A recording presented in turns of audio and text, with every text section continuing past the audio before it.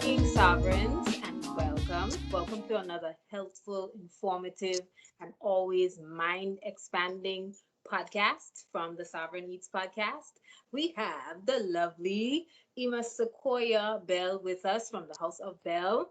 And, today we want to explore homeschooling. And she is the expert here today. She will be bringing all of her knowledge with us.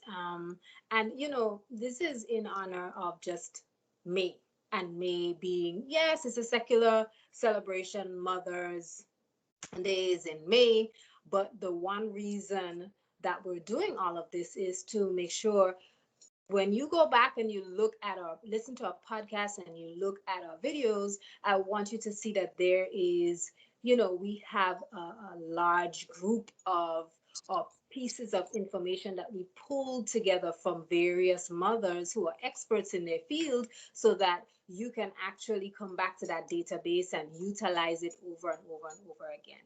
So I just want to welcome in Ema Sequoia. Ema Sequoia, tell us about yourself. Greetings, peace, everyone. My name is Ema Sequoia. I'm a wife and a mother, and I've been homeschooling for about 10 years now. Um, Currently, I have a crochet course that is out right now, and I'm really into like entrepreneurship or diving more into entrepreneurship.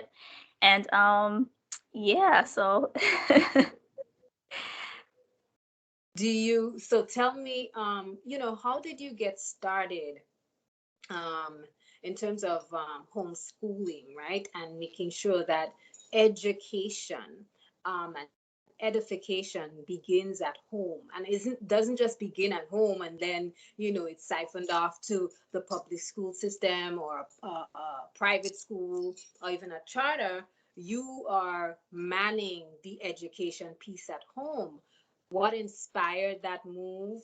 How does it support your family based on your family's vision and purpose? And, how does that support your youth?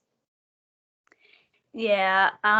Well, well, my children, they never been to public school at all. So I made the decision that I wanted to homeschool when my oldest child was very, very young. But definitely the homeschooling, it starts, before they turn 3 or 4, before they go to preschool.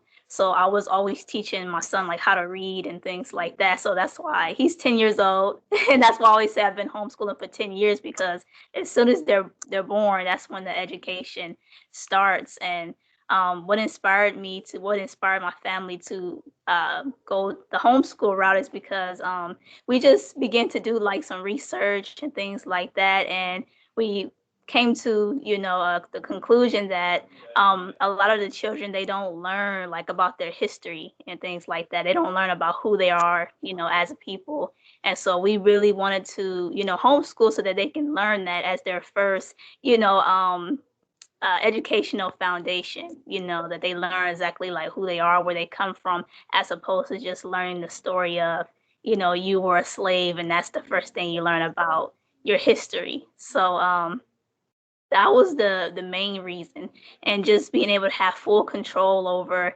the development of their mind. There were certain things in the public school system that we did not agree with, as far as like structure. Just a lot of like little things, the fact that you have to raise your hand to go to the restroom and things like that, where it's like we feel like a child should be able to go to the restroom anytime they need to, release.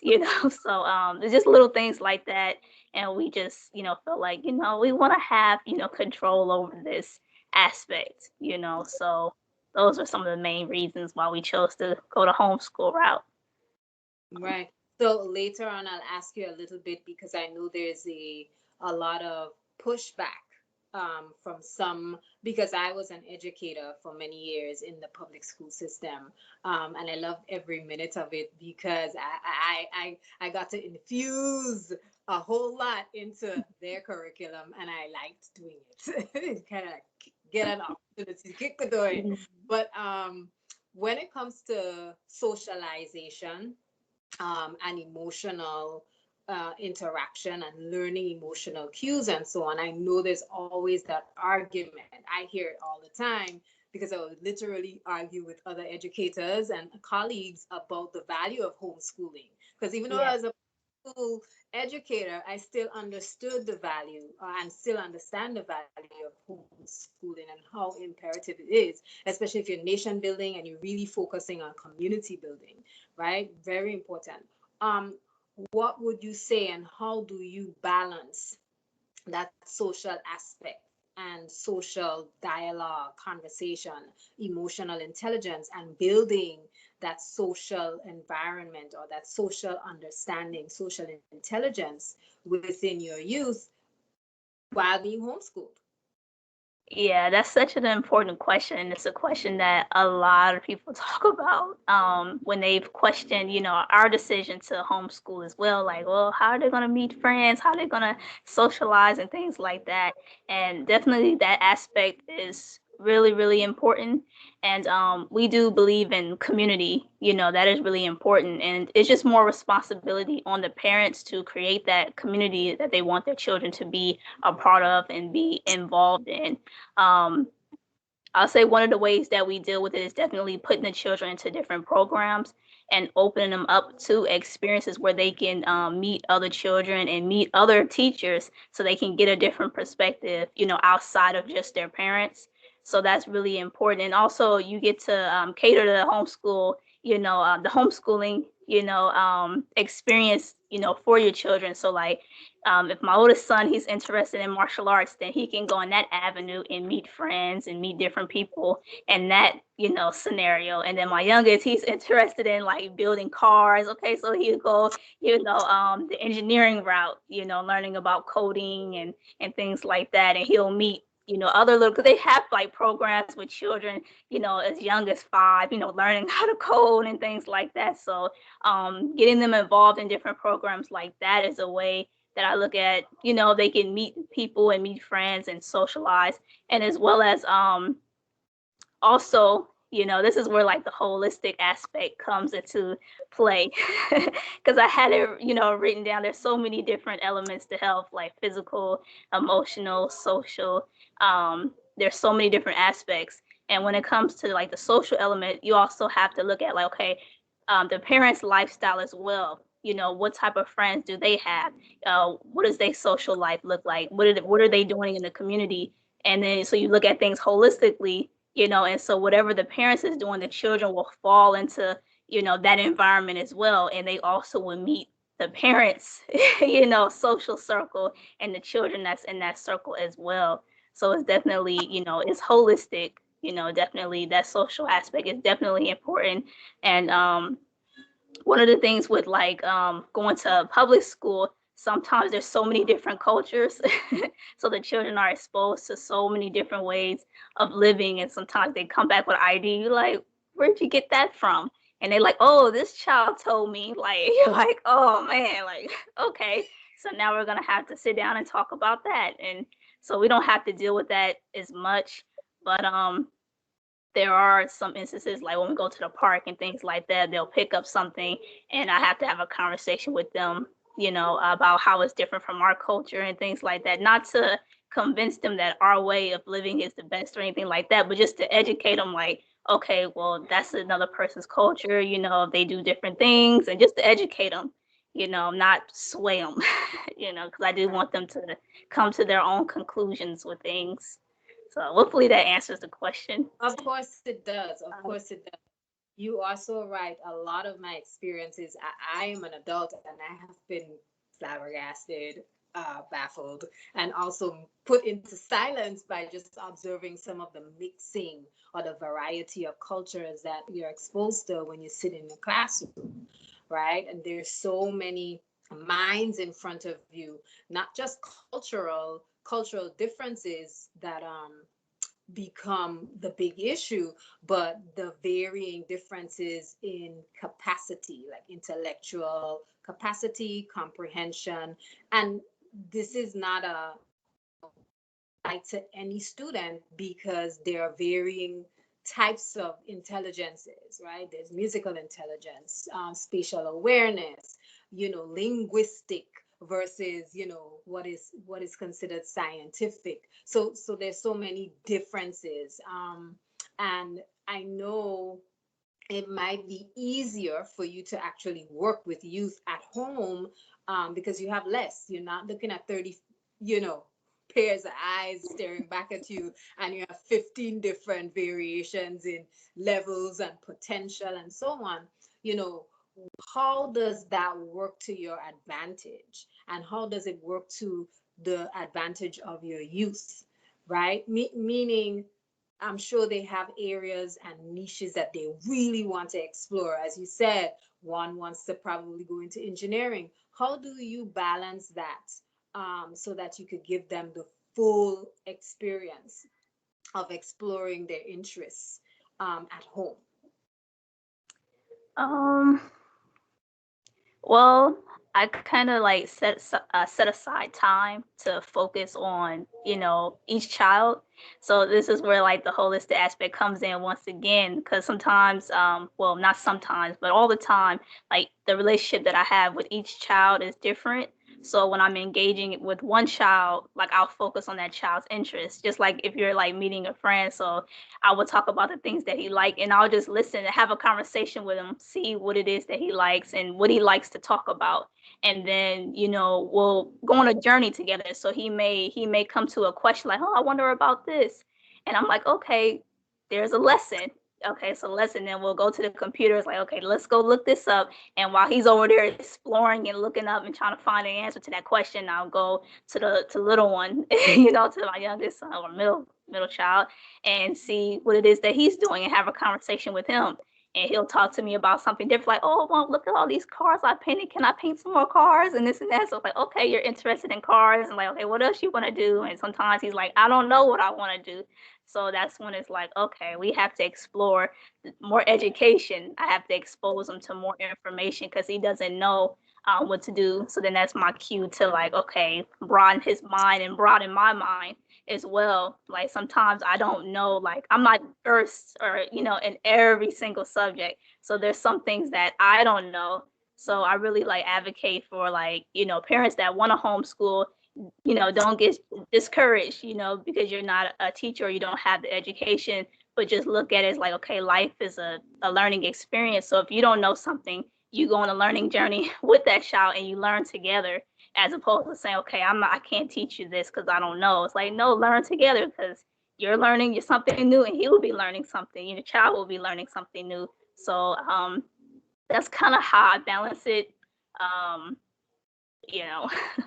Yeah. So, what are some of the takeaways? Because I know you came prepared to share all of this information with us, and I have all these questions. So, never mind my questions. What is it that you want us to walk away from after listening to this podcast or looking at this video exchange? What do you want us to really walk away from this um, in terms of homeschooling? um, my apologies. You kind of broke up just a little bit. Oh, My apologies. Interrupted. You're clear now.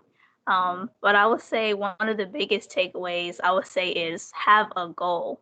Have a goal for your family because a lot of times when people want to homeschool, they don't know where to start. They're like, I don't know where to start. They'll ask, other people questions like, where do I start? Which curriculum do I tap into? How do I do this? How do I do that? And it just makes me sit back like, okay, this family hasn't created a goal, because every family is different. What someone else says for you, it might be something that you're totally like, I don't know if I would want to do that, or so it's like, okay, there are some families who incorporate religion and incorporate faith into their curriculum. They teach, they read the Bible, and some families may be like, okay, well, we're not a religious family, so they may not go that route. So I would definitely say cater your homeschool curriculum to your culture and what your family does. Because like, for example, you may be teaching about science, and sometimes in public school, the children are not able to tie in like the relevance of it. So like if you're teaching, like, let's say you're teaching about geology, learn about rocks, the child will be like, like, how does this relate to my life? But if you're living a certain culture where it's like it's a journey and it's a life experience, then for me, like if I'm teaching geology about rocks, or I'm teaching about chemistry and things like that, the different elements, then I can easily tie that into another subject because it's holistic. So that'll bring us into nutrition, so I can tie in like those elements and how it's in different food, because I have my children ask like, oh, iron's in food, and they like, how did you get that element inside of a food? And then you have to talk about that, and it's like, okay. But definitely, you can definitely cater the homeschool environment, the learning experience, to what makes sense. So just making every lesson make sense to life, you know. Um, Biggest takeaway, it doesn't have to be complicated, when you're teaching. It doesn't have to be complicated. Um, there are a lot of lessons in many different scenarios and many different situations. Um, yeah, it's it's such a broad thing. That's why I say holistically, because when you say homeschooling, you're not just at home. Like sometimes you're in different environments, sometimes you're traveling, sometimes they're at their grandma's house, and different things Right. like that. So it's like you're not just at home. Um, Exploring and going on, different field trips, that's really important. You don't have to just go on a field trip, infrequently. You can go every every week, every strong, you know.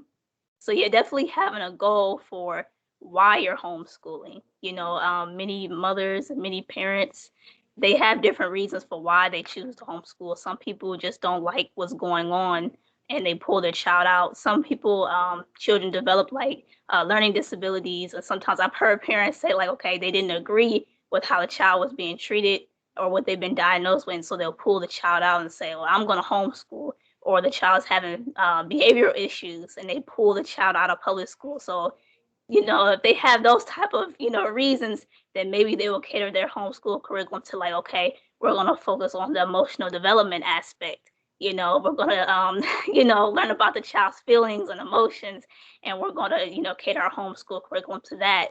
Um, for me, I think it's really, really important to involve like the emotional aspect, because it's so important for children to learn how to express how they feel, you know.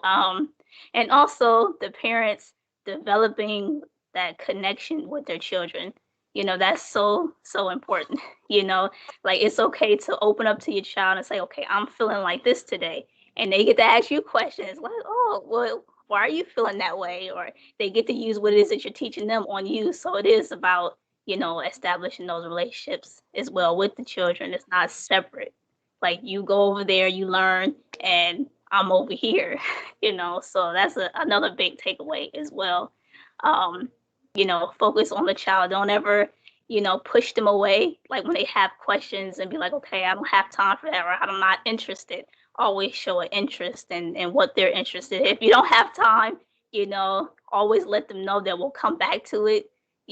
Just treat them as individuals, because they're going to grow up to be adults one day, and they're going to remember like how you treated them, if you took an interest in them. So I would say like just developing that relationship is so so important, because you can always, if you don't learn something, you can always learn it as an adult. You can always learn it later on. So it's no, it shouldn't be so much stress around like, okay, they gotta learn this, they gotta learn that. They will learn it. There's some things I'm like, okay, my child's taking a long time to learn how to read, and I'm like, I don't know why, like, but he knows how to read, but it's like the whole time it's like it's boring. He told me it's boring, it's very boring, but I'll see him read something. I'm like, okay, so this whole time you're pretending like you don't know how to read, but it's just because you're bored. So I was like, okay, how can I make reading more excited? I was like, okay, we go somewhere and we read signs. Maybe that'd be more interesting than just, sitting down practicing phonics. So you get to be, really creative with homeschooling. So that's another takeaway, cater to your children, cater to what y'all like, make it fun, make it Right. fun. Make it Hmm. make it fun. Make it fun. I want to go all the way back to, because you're giving so much beautiful gems, good strong gems. I'm typing too. Okay. The, we could go back to the idea of elements, right? And even then, that becomes a whole hiking experience. That becomes a whole experience. We go to the park now, we start talking about, well, what type of rock do we see around here? Like, that's important, because how do you enjoy your environment but not even know how to deconstruct what's in your environment? If you're jumping on a boulder, well, let me know what's in the boulder. All these shiny specks that you see, is it mica? What is it? These are all directly connected to elements that you could explore. Some rocks have iron in them, and it makes them have a red color. And, so it's really important to think about, um, like you said, homeschooling, it is holistic. It is a complete experience and not segmented. And, it's interesting, as a teacher, with my lens, I can see how the there's an attempt to create an experience of holistic education within the school or the classroom, so to speak, because there's this now it requires a whole lot of teachers integrating, some of the lessons and integrating all of these things. The problem is integrating ideas is very organic. it you can structure it as much as you want. It's important. Sit down, write a lesson plan, decide, okay, we're going to learn about elements, and then we're also going to do nutrition, and we're going to learn about how iron is present here in physical form, but it's also in your food in a different form. And then we're going to do an experiment to see which foods actually have iron in them. I'm doing the whole educator thing. But the beauty of what you're saying is, it is as simple as being able to engage in your everyday journey and identify how those topics seamlessly flow in and out of your daily experience. And you're able to pull the child aside and say, but you asked about iron. Here is another aspect of iron. Here's where we can find iron again. And they may not have a notepad, they may not have but they do have this, like they're recalling, and this is where the questions come. So it is very different. I have a question about, so there's a reason I made a comment on that, because now I want to pull you to the idea of standards. And I'm a standards person, even though I am 100% running toward the homeschool team. I'm homeschool 100% of the way. But I guess as an educator, sitting in the classroom and working with students and seeing how those checklists of standards are really crucial, because they can really help you see where the gap is. Like, where is that space? As you said, hey, you didn't realize all this time you could read, like you over there scheming because you could read, but it's boring. It just means that the reading has to be relevant. So you like cars, you like painting cars. I'm going to buy you paint, but you got to be able to read the labels on the paint. You got to be able to read what is the best type of paint to paint on the wall, to paint on canvas. You have to be able to read about the different types of cars. What makes this one this way? What is it? What types of engines do they have? But reading is required for that. So if you do like those things, then that's how you gain knowledge about it. You read. Although YouTube is there, so all the audio is pretty much there. We have to find ways and means to engage them. But my question really is about, standards and how you use standards. Because if you use standards, you can kind of see where there's a gap, and if there's a gap at all. Because okay, he's hitting these things. My child is hitting all of these benchmarks, right? Right. So if he's hitting those benchmarks, then I'm not worried about whether he can read or write. So my question, let me get to the question. How do you use standards, if you use them at all? Not a curriculum, the standards, which are benchmarks that every child should know. Yeah, I researched and I kind of print out like standards for like each, age groups for what they should know. And I occasionally go to it and look at it and see like, have they met this? Have they met that? I don't tell the children, but I just kind of look at it for myself like, okay, and if I go across a standard I'm unsure about. I was like, oh, is he good at this? Are they good at this? I'll go and test them out, you know. All And right. when they like pass, I'm like, oh, okay, so they have developed that, you know, as you were saying, like sometimes like when they learn one thing, they're learning many other things. And even though I haven't like had like a specific lesson teaching them, you know, and seeing if they meet a certain standard, sometimes they have met it, you know, and sometimes I don't realize it because they maybe met it just through, you know, their learning experience. They picked it up somehow. um like for my middle child, he even though he was saying reading was boring, he wrote like really well. Like he can write the words. I'm like, how is it that you're writing but you don't want to read? So he liked to write, you know. So I was like, okay, well, I'll print out worksheets for you to write. The first word he wrote was car. And he's like, look, mom, I know how to write car. I'm like, so that means you know how to read if you're writing. Yeah. So I was like, it was just really interesting, like how like you think there's a certain order, you know, for how they're supposed to learn. Like, okay, you learn the phonics first. That's what I thought. Like, okay, you learn how to read first. I'm not gonna skip to writing. You have to learn how to read and sound out letters. But for him, you know, because he was like lagging, he was like, oh, you know, I'm just gonna sit here and just say the wrong word. So I was like, okay, I had to try some different things. I was like, okay, let's grab the paper. You know, I don't know if you know how to write, you know, but let's see what you do, you know. And I Mhm. just print out some letters and then he just started like writing, you know. I was like, oh, okay. So when they say like children have like different learning styles, sometimes they write, they read, they listen, they like to like hear audio or they like to see things. And that's also another, you know, another aspect that I get to watch, like, okay, this child likes to write, you know, so maybe we'll do more writing when it comes to practicing certain things. So if I want to test them on something, I'll have them write something. And this child likes to be hands on, so then maybe we'll do some hands on things, even though, you know, they all have to be incorporated. But yeah, definitely having those standards, I definitely print them out and I refer back to it, you know, every once in a while to see where they are. And sometimes they're there's sometimes they're like more advanced in certain standards, like they'll be really high in certain things, and it's like, okay, that's interesting how they get real high, you know. They're like grade middle school level here, but then Yeah. here they're somewhere else. So it's real interesting. um it's real interesting. Like my 10-year-old, like he knows how to read at a level that I feel like is like middle school, you know, like 13, 14. Like he knows how to read, you know, certain words that I haven't taught him yet. And I'm like, oh, okay. So he just like picks it up just by like reading and, you know, a couple of times and he got the word, you know. So it's just real interesting to see where what they're good at, you know, just by sitting back and watching as well. So, Right.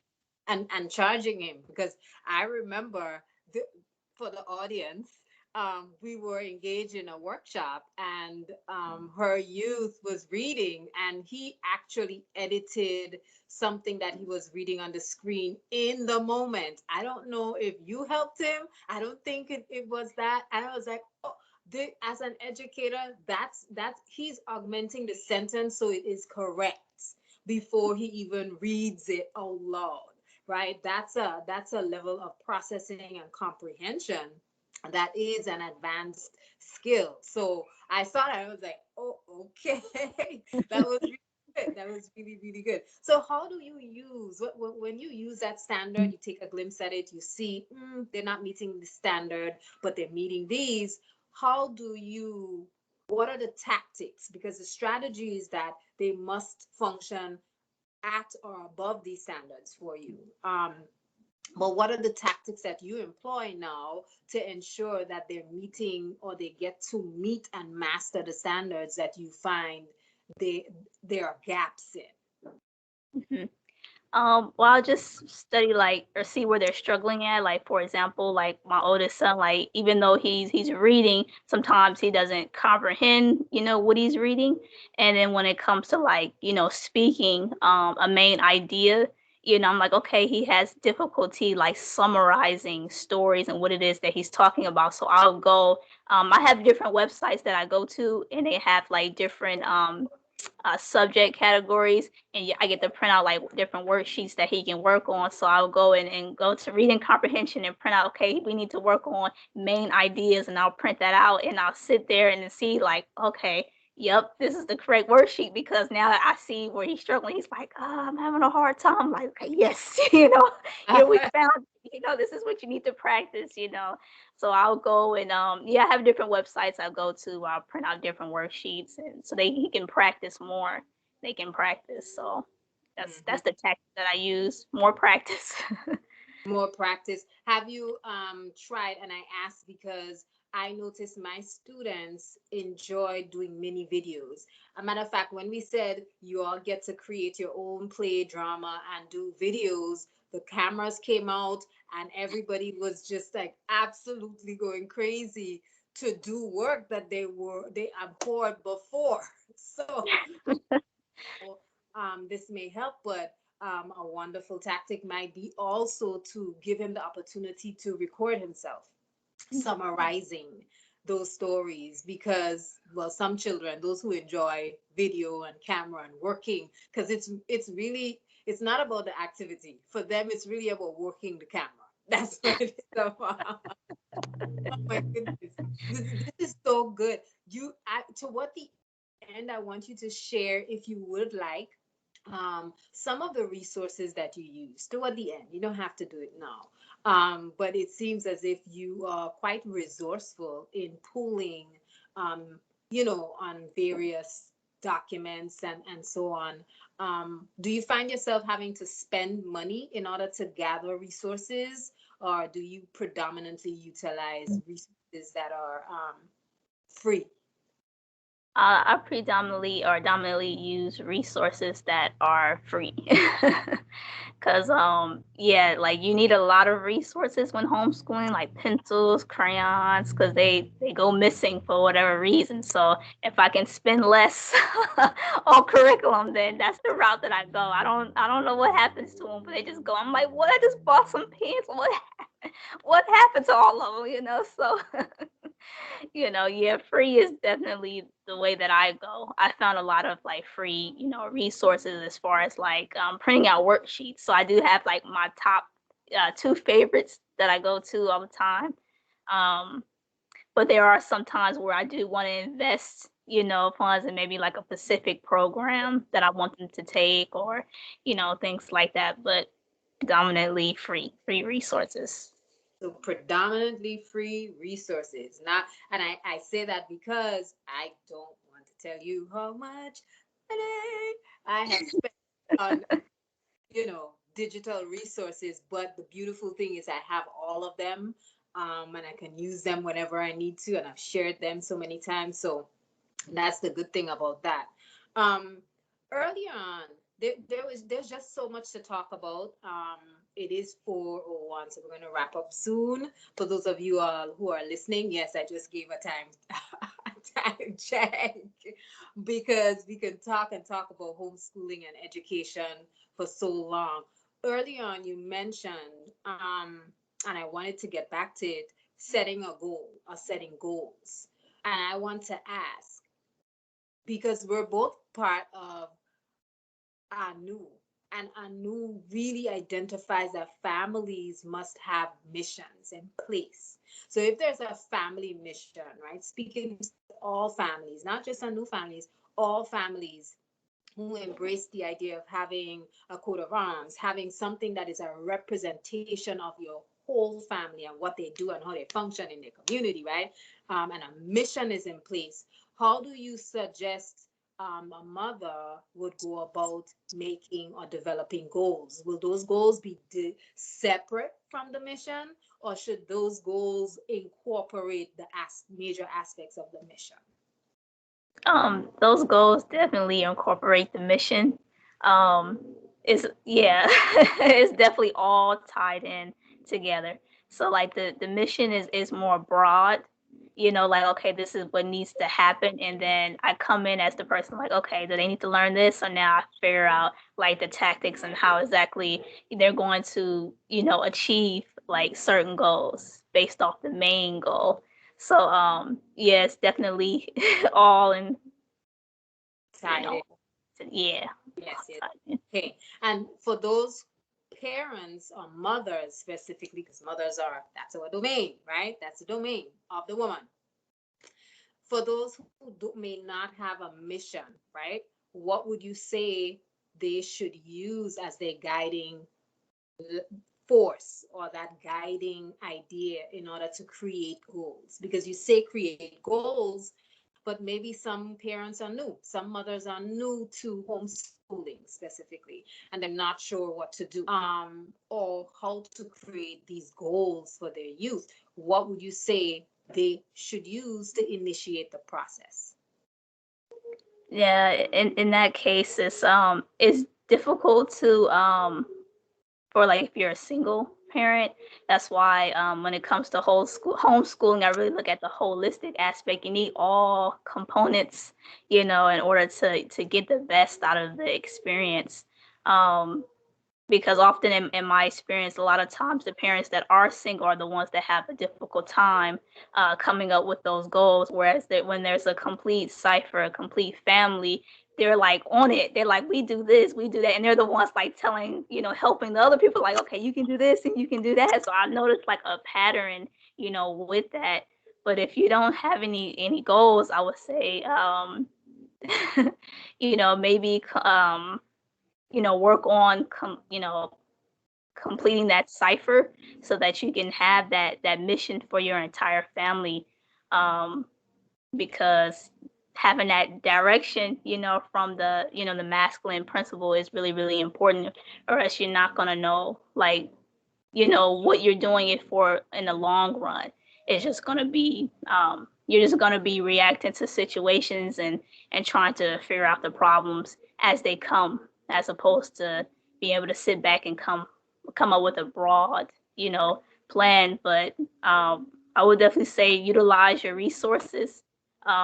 Maybe curriculum would be something that you'll look into if you are a single parent. Right. um you know but yeah, that's that's what I would So, give. ultimately, what you're saying is we're talking about homeschooling, but in reality, homeschooling cannot be functional and balanced if it is happening with a single parent. Doesn't happen. It can't be effective. That's what I'm hearing. I put words in your mouth, but that's what I'm hearing. In order for it to be effective, it must be there must be the masculine principle, the feminine principle, and that overarching mission statement for the family is what drives the creating of those goals, so that those goals you can see them planted in the youth. Yes, Yeah. yes. Definitely. See the mission reflecting there. All right, good, good, good. I love it. That's beautiful. I have a quote, and I wanted to share this quote. This quote is from Nation Building by Kwame Okoto. Um, Education is the ritualized reaffirmation of the national identity. I think we just spoke about that. I don't even did like just exactly what you just identified as, homeschooling education ultimately cannot happen without being a reflection of your the nation or your community or the larger part of what you're a part of, right? But again, I'll repeat it. Education is the ritualized reaffirmation of national identity. What do you think about that quote Hmm. when it comes to education? I could read on. It says it is anchored in the real and idealized history of a people. The nation's education is shaped and given impetus by the culture and the ideology of that nation, and the dynamics, the goals, the priorities, the values of that nation. Yeah, that's a beautiful quote, 'cause that's exactly like what I'm talking about. Like everything is holistic. You're not going to be clear on what the homeschool goal is, if you don't have that culture aspect, if you don't have those values, 'cause that kind of tells you like what the purpose is. Yeah, that tells you what what the purpose is. Yeah, that quote pretty much summarized like my ideology of homeschooling. Like every component is important because the culture breaks down how one's emotional health needs to be, how one physical health needs to be, how one, you know, mental health needs to be. It breaks down like the standard and the values of what those should look like. So then when you're homeschooling, you can create your the learning experience based off what the culture is saying, and so there's no confusion on like I don't know what to do. Like no, you know exactly what to do. You know exactly what you want to instill in the children and everything. So yeah, that's a beautiful quote. Right, and this is you just tied it right in, and I love it. I love it. I love it because that means that the message that you're sharing today is not ambiguous. It's very clear about your approach to homeschooling. So we could probably wrap up, but I know I could tell you have so much more to give. But if you want at this time, you can actually share a little bit about some of the resources you do use if you would like to give those gems away, or you can tell us about your YouTube page where you do share a lot of those gems, and the audience can go there to Oh, get all of the gems. oh, Yes. yeah, I do have so many websites and so many resources. It's like over like it's so many different websites I have listed, but I'll give like my two favorite that I'll always go to. K12reader.com. That's the one that I like to go to. There a whole bunch of different worksheets you can print out, like for like many different so well that website mostly focuses on English and reading, but also K5 K5learning.com is another one. Again, so many different subjects, so many different worksheets for grades. I want to say it goes up to fifth grade, kindergarten to fifth grade. So those two websites is definitely my go-to. But yeah, you can definitely go to my YouTube channel because I do share information on there. So my YouTube is Sequoia, that's Sequoya, and you can just type that in, and my channel will come right up. I also have a Facebook and Instagram. So on Facebook, you can just type in Sequoia Bell, and then for Instagram, it's Sequoia as well. I believe Sequoya. And if you go to my Instagram, you'll be able to also find my crochet course as well. So that is a really good course. It's for beginners. It's a good course for like children that want to learn how to crochet. So I try to make it super easy so that children can also, get involved with that. But also it's for adults as well, all ages. And this um, the course is on Udemy. Pardon, the yeah, course is on Udemy. yes, the course is Oh, on YouTube. If you go to my Instagram and go to my bio and click on the link, then you'll be able to find it. take it Yes. take you right to it'll take you right to her workshop on Udemy. Very good, very good, very good. Any more resources or ways Um, that we can find you rather? Any other places that we can find you? No, that'll just be the main three: YouTube, Instagram, and Facebook. Okay, so I'll make sure to attach those to the video. So if any of you are, trying scrambling to write these down, those resources and places that ways to find Sequoia will be placed in the video description. I really appreciate you. Thank you for all of your time. Thank you for sharing all of the wisdom with us. Before we go, I have one thing. One thing, because it's been on my mind at the beginning of conversation, and it's about homeschool collectives. What is your position on homeschool collectives? And yeah, what have you ever tried a homeschool collective? Um, and if you have tried and you decided not to continue with it, can you say why? Yeah, I think homeschool collectives are awesome. They're awesome. I have joined homeschool collectives. I'm in Texas, so we're kind of like in the Bible Belt, so a lot of them are religious based. So that's one of the reasons why I don't participate in them. But I was in the process of creating my own with a group of women, but then I end up moving away. Um, but I am a part of like Facebook groups, different like I wouldn't call them co-ops, but they're different like groups of homeschool mothers that go out and do different things and have field trips and different things like that. So I think homeschool, you know, I think that aspect is really really important. So I'm all for it. I'm The all color. for it. Okay, Yeah. beautiful. So if you follow her on Facebook, I'm pretty sure you can maybe ask her a question or two about some of those groups, those collectives that she is a part of. I am sure Ema Sequoia will be happy to share that with you. You know, Yes, I um, definitely will. so please go look for her, find out, ask questions, look at some of her videos on YouTube, leave a comment, ask questions. I really appreciate you. Thank you for Thank being with us again. Enjoy the rest of your evening. Thank you, Sovereigns, for tuning in. Please don't forget to like, share, and subscribe. And also, if you are listening to the podcast, please leave a comment or a big up to for Sequoia. All right. Thank you. you.